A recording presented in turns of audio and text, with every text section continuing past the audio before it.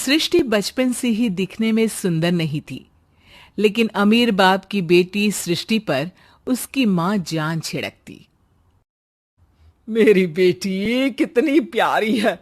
भगवान सबको सृष्टि जैसी बेटी दे। सृष्टि धीरे धीरे बड़ी होती है।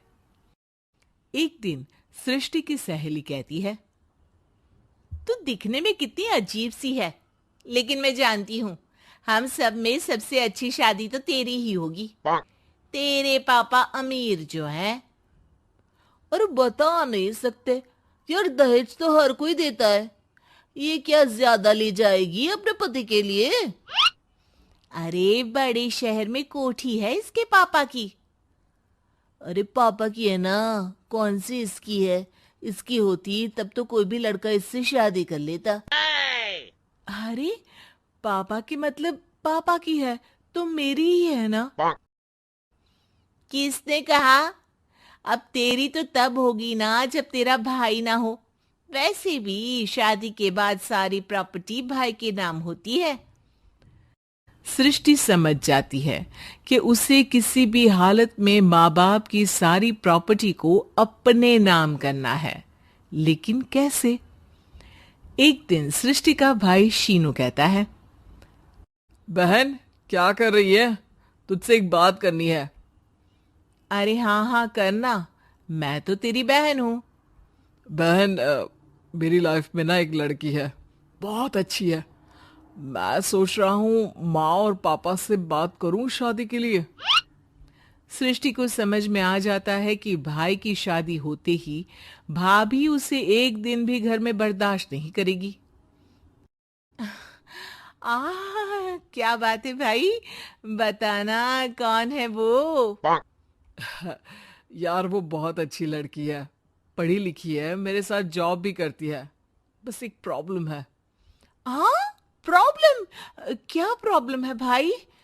यार वो शादीशुदा है, लेकिन उसके पति ने उसे सिर्फ इसलिए छोड़ दिया क्योंकि उसके माँ बाप दहेज नहीं दे पाए। सृष्टि ये सुनकर न जाने क्यों खुश हो जाती है। अरे भाई तो क्या हुआ, लड़की तुझे तो पसंद है ना? शीनू को लगता है कि बहन उसे समझ रही है। वो इस बात से अनजान होता है कि उसकी बहन की मंशा पूरा घर हड़पने की है। सृष्टि अपनी माँ से कहती है, मम्मी मुझे तो बहुत चिंता है। पता है शीनू क्या कर रहा है? अरे क्या कर रहा है? वो तो काम पर जाता है और वापस घर आता है। नहीं ना माँ, वो यही तो नहीं कर रहा, बाकी सब कर रहा है।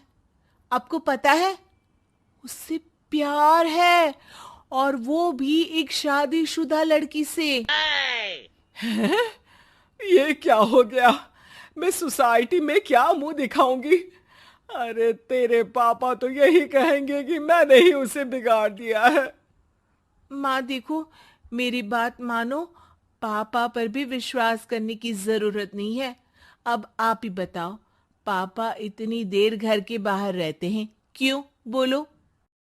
अरे बेटा वो तो नौकरी करते हैं ना। तू बहुत भोली है माँ। पापा का ऑफिस तो 7 बजे खत्म हो जाता है, लेकिन देखो कितनी देर से आते हैं। अरे नहीं नहीं बेटा, ऐसी कोई बात नहीं है। सृष्टि माँ को एक औरत से बात करते पिता की फोटो दिखाती है। देखो माँ, कैसे हैं पापा? मैं ना कहती थी कि पापा सही नहीं है। मैं तेरे पापा से बात करूंगी, दे फोटो मुझे। ओ माँ, वो तो डिलीट हो गई। लेकिन चल, तूने तो देख लिया ना। पापा से बाद में बात कर लेना, और हाँ, मेरा नाम बिल्कुल मत लेना, हाँ माँ। अब क्या था, सृष्टि के माँ और पिता के बीच झगड़ा होना शुरू हो जाता है। सृष्टि के मन में क्या चल रहा था कोई नहीं जानता था। एक दिन, माँ, सृष्टि के लिए एक लड़का देखा है, वो लोग शाम को उसे देखने आने वाले हैं। और हाँ माँ, एक खुशखबरी, मैं और पापा मिलकर एक नया बिजनेस ट्राई कर रहे हैं। शाम को लड़का आता है, सांवले रंग का। सृष्टि को तो बिल्कुल भी पसंद नहीं आता। लड़की की माँ कहती है, लड़की का चेहरा तो कोई खास नहीं, लेकिन अगर मेरे बेटे को आप लोग सेटल कर दें तो मैं उसकी शादी आपकी बेटी से करवा दूं। सृष्टि को लड़का बिल्कुल पसंद नहीं था। उसे भाई पर गुस्सा आ जाता है। लड़के वालों के जाने के बाद कहती है, माँ देखा शीनू मेरे लिए कैसा लड़का लेकर आया, न दिखाने लायक न सुनने लायक, सेटल भी नहीं, वो भी हम करे। अरे माँ मैं जानती हूँ ये मेरी शादी किसी भी घर में क्यों करवाना चाहता है। अरे कैसी बात कर रही है बहन, तूने तो देखा ना, लड़के को मैंने ही मना कर दिया तुझसे शादी के लिए। जिसने लड़का बताया था उसने उसकी बहुत तारीफ की थी। बात आई गई हो जाती है, लेकिन सृष्टि का मन शांत नहीं होता। क्या करूं कुछ समझ में नहीं आ रहा। मेरी शादी हो गई तो ये लोग पूरी प्रॉपर्टी शीनू के नाम कर देंगे, मेरे हाथ तो कुछ लगेगा ही नहीं। तभी सृष्टि को आइडिया आता है। वो किसी वकील को फोन करती है।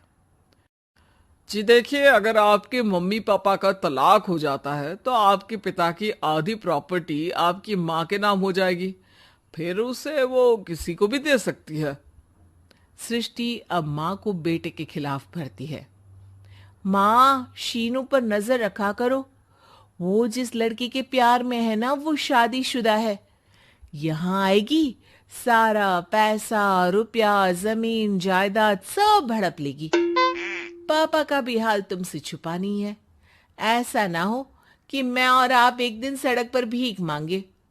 हे भगवान, मैं तो जीते जी मर जाऊंगी अगर ऐसा हो गया तो। ऐसा हो गया नहीं माँ, ऐसा ही होगा। अभी समय है, आगे का सोच लो। मैं तो कहती हूँ पापा से आधी प्रॉपर्टी लेकर अलग हो जाओ। पापा की आधी प्रॉपर्टी भी हम लोगों को अगर मिल जाती है ना तो अगले 7 जन्म सफल समझो। बेचारी माँ बेटी के कहने पर पति से तलाक लेकर अलग हो जाती है। सृष्टि अब पैसों से गाड़ी और अपने दूसरे महंगे शौक पूरे करने लगी। उसके दोस्त भी उसके पैसे इस्तेमाल करते। सृष्टि, कल तुम कहाँ थी? मैं सारा दिन घर पर अकेली थी। तो मैं क्या करूं? मैंने ठेका तो नहीं लिया है ना तुम्हें संभालने का। माँ को सृष्टि से ये उम्मीद नहीं थी। वो बैठकर रोने लगती है। वहीं उसका पति यानी कि सृष्टि के पिता आ जाते हैं। मैं जानता था कि तुम्हारा यही हाल होगा, तो आपने मुझे रोका क्यों नहीं? मैं रोकता तो तुम रुकती क्या? सृष्टि के कहने पर तुमने मुझ पर अपने बेटे पर शक किया, लेकिन तुम ये भूल गई कि कैसे हम दोनों ने मिलकर जीवन में इतना सब खड़ा किया। माँ पति के गले लग जाती है। मुझे माफ कर दीजिए, मैंने आपकी कमाई का एक बड़ा हिस्सा गवा दिया। कोई बात नहीं, तुम साथ हो तो मैं ऐसी 7 प्रॉपर्टी खड़ी कर दूंगा।